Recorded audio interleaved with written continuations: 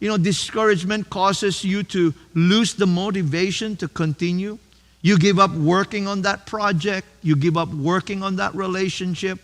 When I get discouraged, I don't feel like doing it anymore. It causes you to lose focus on your main purpose. You give up on the plan of God for your life. You give up on the dream and you go and do something else. You walk out on that relationship. You walk out of that project. You should have been a leader, but you got discouraged. You should have graduated, but you got discouraged. You should have started that business, but you got discouraged. You should have started that ministry, but you got discouraged. You could have made it, but you didn't because you got discouraged. See, friends, when the Israelites heard that there were powerful enemies in the promised land that God prepared for them, they were discouraged and gave up. They ended up wandering in the desert for 40 years and never reached the promised land. Now, in the same way, discouragement can cause us to wander away from a life of abundance and purpose.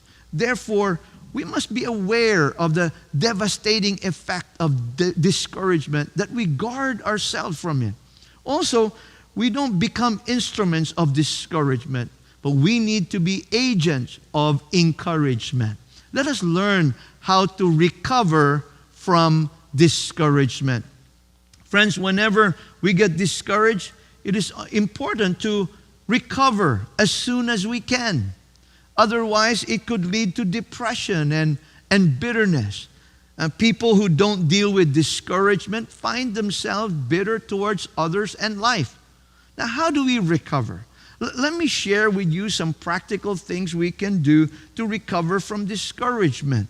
When it comes to a weariness or tiredness in our body, soul, and spirit, that causes discouragement. We must get some rest. That's why it says in Psalm 127, verse 2, it says, "It is useless for you to work so hard from early morning until late at night, anxiously working for food to eat. For God gives us rest to His loved ones." So friends, eat right, get your sleep, exercise, and relax. Balance your time. God is with you. Rest is so important that God put it in the 10 Commandments. It says in Exodus chapter 20, verse 9 to 10, 6 days you shall labor and do all your work.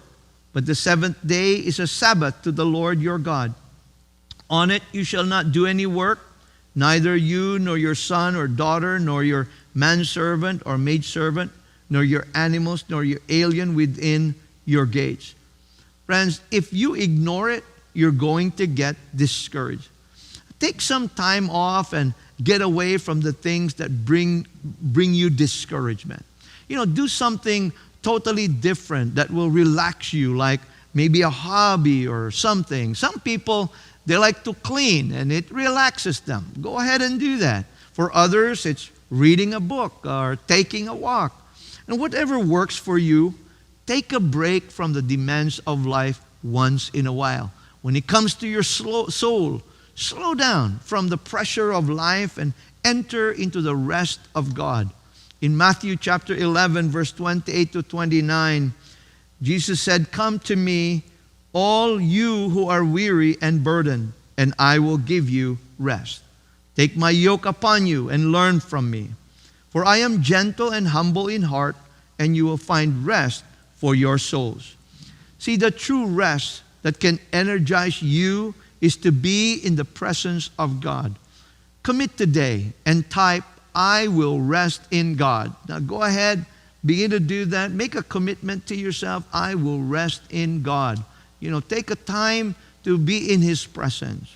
Now, part of our frustrations that lead to discouragement is being disorganized and overwhelmed.